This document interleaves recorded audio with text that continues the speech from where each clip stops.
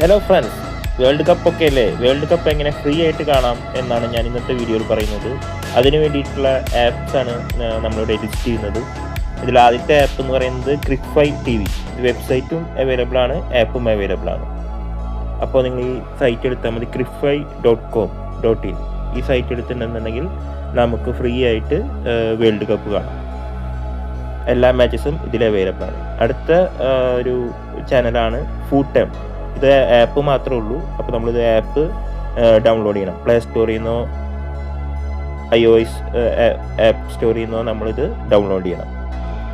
Next വരുന്നതാണ് epicsports.in. ഇത് ഈ സൈറ്റിൽ തന്നെ ഈ കളി നമുക്ക് അവൈലബിൾ ആണ്.